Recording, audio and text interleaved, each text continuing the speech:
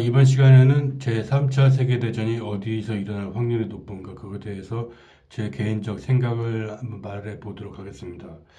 어, 일단은 왜 우리 한반도 문제와 관련 없는 제3차 세계대전 문제까지 우리가 신경 써야 하느냐, 아직 일어나지도 않았는데 이렇게 물어보실 분들도 계실 텐데, 그 이유는 제3차 세계대전이 일어날 확률이 높다고 여겨지는 지역과 그 관련 국들이 북한과 최우방국들이기 때문입니다. 그럼 이제 어디서 일어날 확률이 높은지 이제 말씀드려 보도록 하겠습니다. 두 가능성이 높은 두 지역이 있는데, 한 곳은 이스라엘, 이란 지역이고 다른 한 곳은 우크라이나, 러시아 사이에 있는 크림반도입니다. 그럼 왜 그곳에서 제3차 세계대전이 일어날 확률이 높은지 그거에 대해서 그 개인적 사견을 말해 보도록 하겠습니다. 여기 신문 기사를 보면은 미 국방부가 시리아 주둔 미군 철수를 시작했다고 한 이게 보이스 오브 아메리카, 그러니까 사실상 이제 미국 정부의 입김이 많이 반영된 언론사인데 거기 기사인데, 시리아에 미군이 있었는데 시리아 주둔 미군이 철수를 시작했다는 겁니다. 근데 부연해서 말씀드리면 완전히 다 철수한 건 아니고 뭐 200명 정도 남겨두긴 했다고 합니다. 그런데 대부분은 철수를 시작한 것이죠. 그래서 이 기사에 따르면 미군이 철수함에 따라서 시리아 정부를 지지하는 러시아, 이란이 시리아를 상실한 영토를 회복할 기회로 보고 있다, 뭐 이런 기사가 났는데, 이게 중요한 게 아니라 지금 이게 2019년 1월 21일자 기사인데, 이스라엘이 시리아 주둔 이란군을 공습했다고 이례적으로 확인했다는 기사입니다. 그리고 11명의 사망했다는 기사인데,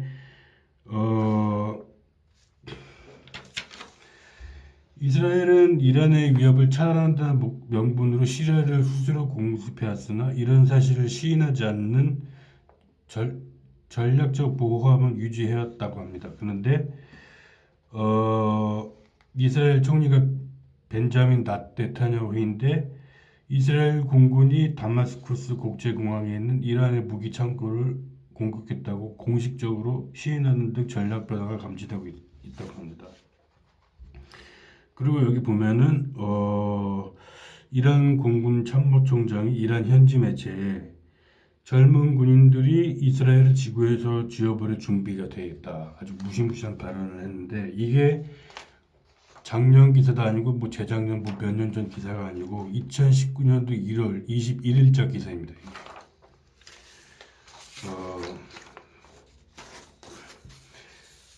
이스라엘과 이란은 서로 이제 외나무 다리에서 만나는 앙숙 사이인데, 제 개인적 의견을 말씀드리자면, 이스라엘이 이란에 불만이 많은, 이스라엘은 그러니까 시리아 자체에 관심이 있는 것보다는 시리아 내에는 이란군에 관심이 있습니다. 왜냐하면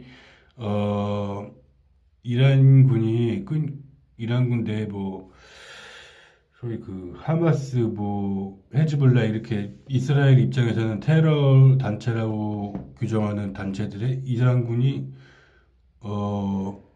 경제적으로 그리고 군사적으로 지원을 하기 때문인데, 그리고 이란군 자체도 이스라엘 공격을 하기 때문이죠. 그 시리아에 이란군이 있는 목적 자체가 이스라엘 공격을 위한 것이라고 이스라엘은 생각하고 있습니다. 그렇게 이스라엘은 그러니까 시리아에서 이란군을 철수시켜라, 이런 주장을 하고 있는 것이고, 이란군은 이제 우리가 시리아에 주둔하는 것은 시리아 요청 때문이다, 뭐 이렇게 주장하고 있는 건데, 그러니까 이란의 핵무기가 있는지 없는지는 아무도 알 수 없습니다. 이란군이 아니고서는 아무도 알 수 없는데, 뭐 최근에 뭐 트럼프가 오바마 시절 이란과 맺었던 핵협정을 뭐 파기하겠다 이렇게 뭐 선언하고 났었었는데, 그러니까 이란이 이제 다시 뭐 만약에 미국이 핵협정을 파기한다면 다시 핵을 만들 준비가 돼 있다 뭐 이런 식으로 답변을 했는데, 확실한 것은 이란에 핵무기가 있는지 없는지 모르지만 이스라엘에는 많은 핵무기가 있습니다. 이스라엘도 핵보유국입니다. 지구상에 지금 현재 핵보유가 유엔 안보리 상위 이사국을 제외하고서도 핵무기를 보유한 나라가 몇 개국 있죠. 이스라엘, 그리고 인도, 파키스탄, 그리고 지금 이제 우리도 다 아시는 북한이 있죠. 이스라엘은 수많은 핵무기 가지고 있습니다. 그리고 개인적 성격으로는 이란군도 최소한 몇 개 정도의 그 응징 보복용 핵무기는 가지고 있을 확률이 큽니다. 그럼 만약에 이스라엘과 이란군이 서로 치고받기를 계속하다가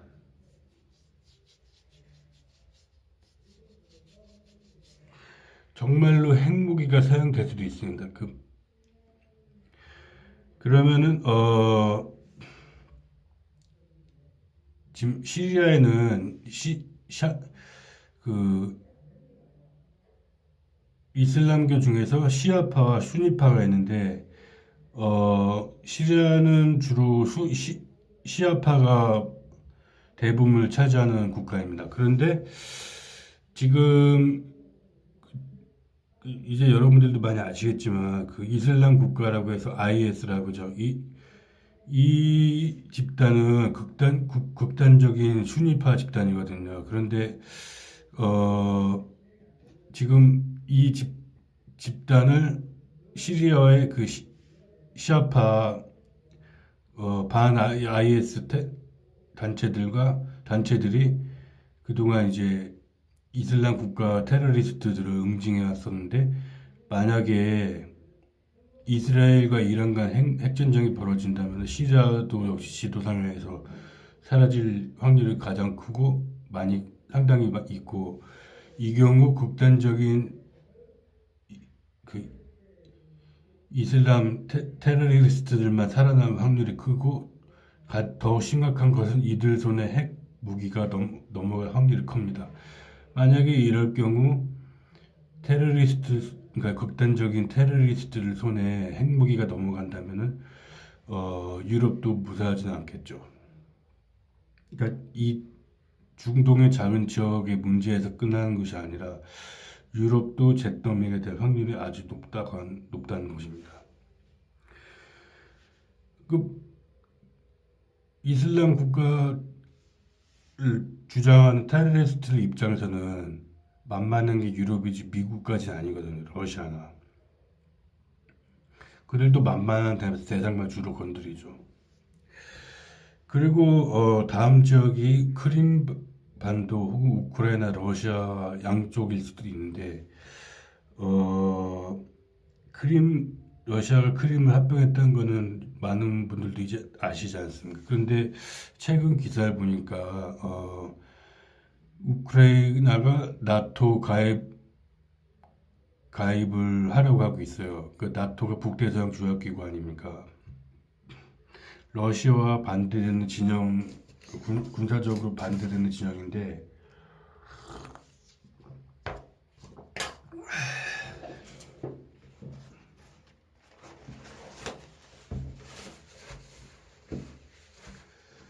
우크라이나가 가입을 시도하고 있고, 러시아 푸틴 대통령은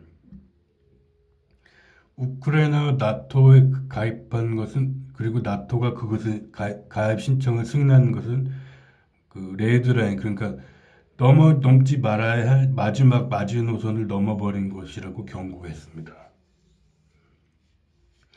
그리고 여러분들이 아셔야 할 것이, 지금 현존하는 세계 최강의 핵 무기는 러시아가 가지고 있습니다. 그리고 뭐 북한도 핵무기가 있지만 그건 솔직히 러시아나 미국이 가지고 있는 것에 비하면은 초보적인 수준이고, 세계 최강의 핵 무기는 핵탄두 미사일은 러시아가 가지고 있습니다. 수소폭탄이죠.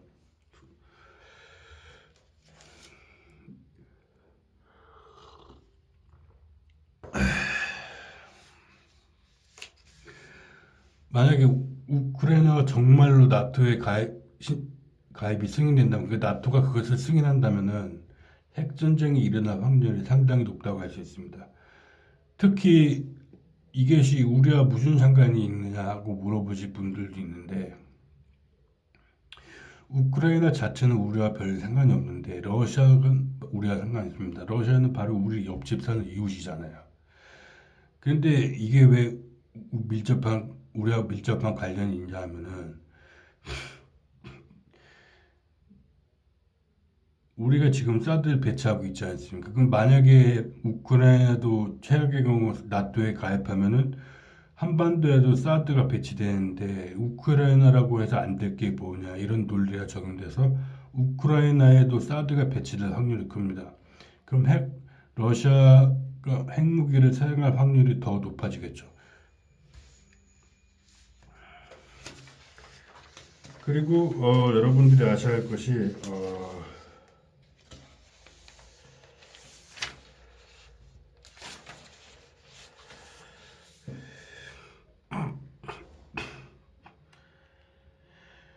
그 이른바 중거리 핵 전력 조약 INF 조약이라 그래서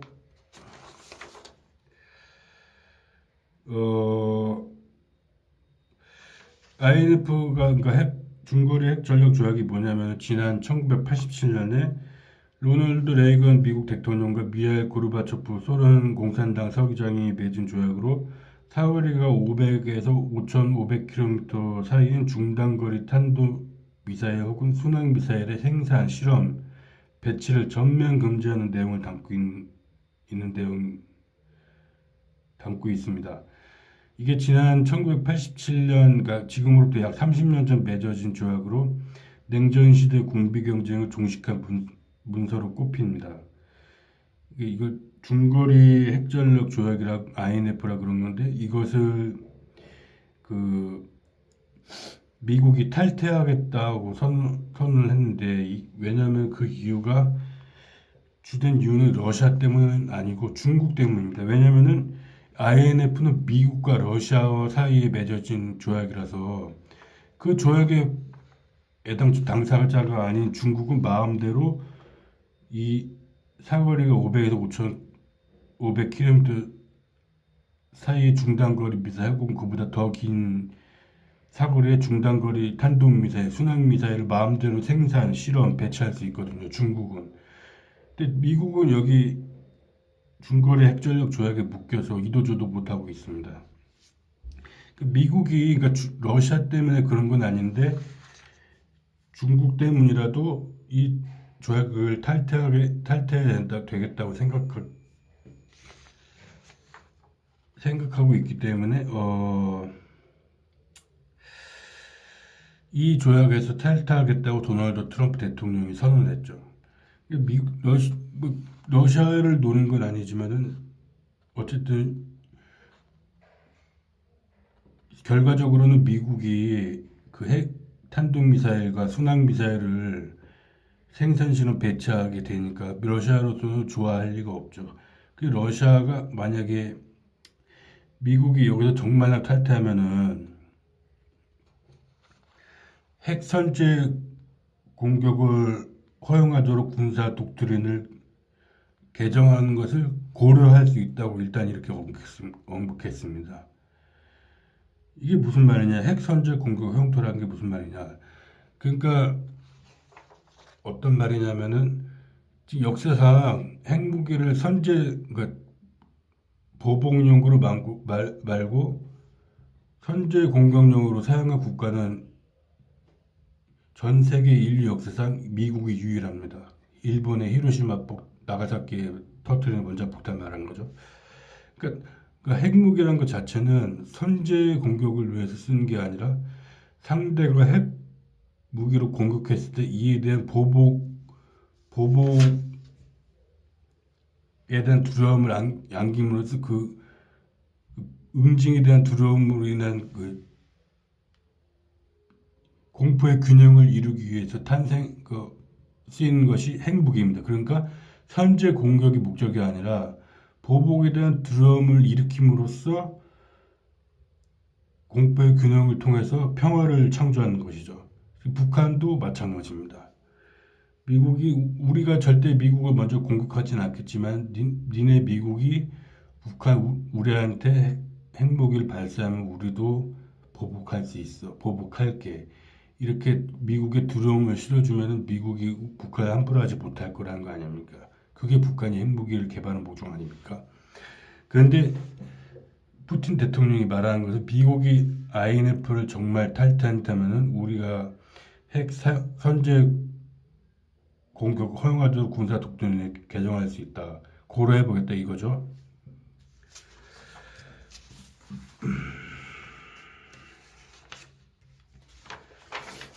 그리고 러시아뿐만 아니라 중국도 핵선제상 금지 원칙을 폐기할 수 있다고 울음장을 놨어요. 미국이 중거리 핵전력 조약을 탈퇴한다면요.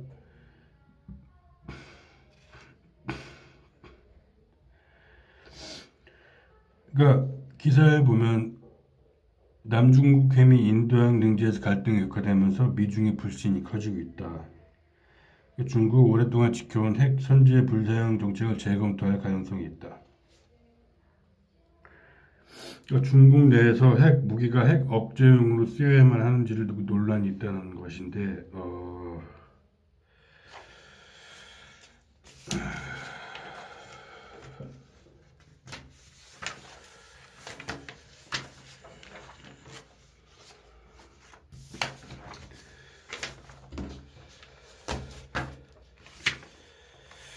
지금 그러니까 전 세계가 그 중거리 핵전력 조약 미국의 탈퇴를 중심으로 해서 언제 세계대전으로 비화할지도 모르는 그런 아슬아슬한 지금 상황이 있다고 볼 수 있습니다.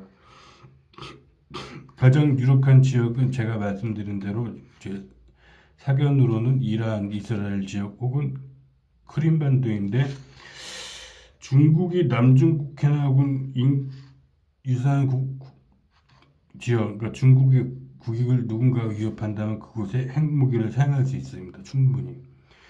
그리고 우리가 가지고 있는 사드도 핵 선제 사용을 유발할 확률이 아주 큽니다. 그러면 우리나라에 중국이 핵탄두를 떨어뜨릴 수 있다는 얘기냐? 그렇습니다. 그렇기 때문에 사드를 절대 배치하면 안 되는 것입니다. 이번에 제2차 북미 정상회담이 열리는 한화를 보세요. 그 미국이 예전에 수십 년 전에 그 네팜탄을 그 융단 폭격을 해서 완전히 먼 가루만 남겨놓던 곳 아닙니까? 그런데 이게 지금 수십 년이 지나니까 복구가 돼서 지금 그 건물도 많이 들어서고 그런데 혹시 그 90년대 그 텔레비를 많이 보신 분들은 아시는지 모르겠는데 머나먼 정글이라고 미드가 있어요. 미국 드라마가 있는데 그걸 많이 시청하신 분들은 여러 번 보셨을 거예요. 네팜탄이라고 해서 미국이 이제 폭격기나 그 전투기에서 많이 투하잖아요. 그럼 그 정글에 투하면 숲이 다 불타 없어집니다.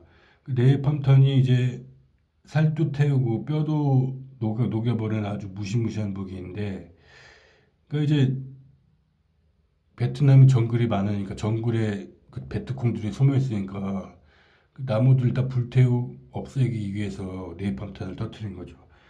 그래서 완전히 먼지만 남았습니다. 그리고 그걸 사용하면은 살은 타는 거 물론이고 뼈까지 통째로 녹여버린 아주 무시무시한 무기인데, 그런 무시무시한 무기도 사용한 지 수십 년이 지난 지금 이제 복구가 돼서 언제 그런 일이 있었냐는 듯이 많은 사람들이 평화롭게 살고 있습니다.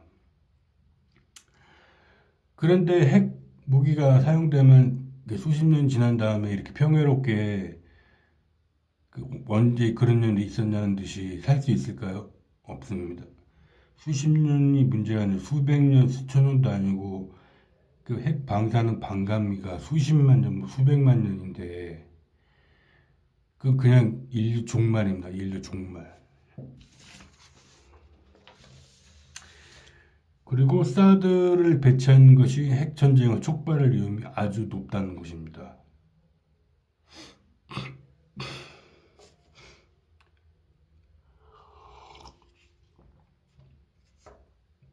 사드는 절대 배치하면 안 되는 것이죠. 그 어떤 악랄한 전쟁도 핵전쟁보다는 낫습니다. 사드가 핵전쟁을 촉발할 수 있는데 왜 굳이 사드를 배치해야 합니까? 더군다나 제가 이전 강의에서 언급했는데 사드가 그렇게 군사적 효용성이 있는 체계도 아닙니다. 미국의 적수 정도로 취급하는 중국과 러시아를 상대한단 말이죠. 그리고 사드가 북한 상대한 거 아니냐 이렇게 물어보실 분들이 있는데 아닙니다. 중국이나 러시아를 상대하기 위해서 미국이 배치한 것이고 설령 북한을 상대한다고 해도 아무 소용이 없습니다. 북한이 고작 코앞이 우리나라인데 코앞에 우리나라 상대하려고 탄도미사일을 사용하겠습니까? 고작 굳이 탄도미사일 사용할 필요가 없어요. 그러니까 사드가 별로 쓸모가 없는 것이죠. 제가 이전 강의에서 언급했듯이 사드는 탄도미사일만 방어할 수 있거든요. 순항미사일이나 뭐 전투기에서 떨어뜨리는 공대지 고폭탄 이런 것은 전혀 방어할 수 없습니다. 전혀 할 수 없어요.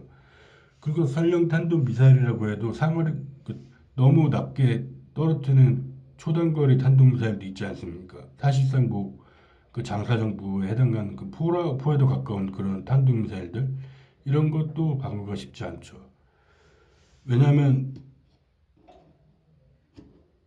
사드라는 그 자체가 그 대기권 위에서부터 떨어지는 그러한 부류의 탄도미사일을 유혹하기 위해 만든 시스템이거든요. 그래서 북한 상대는 아무 효용이 없습니다. 근데 굳이 그렇게까지 하면 핵전쟁으로 발전할 수 있는 이런 시스템을 배치해야 되느냐? 배치하면 안 되죠. 근데 문재인은 이걸 철수시키지 않고 있잖아요.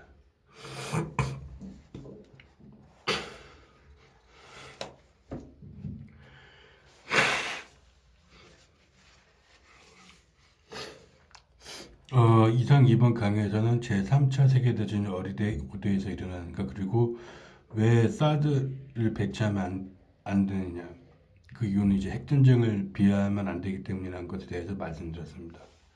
감사합니다.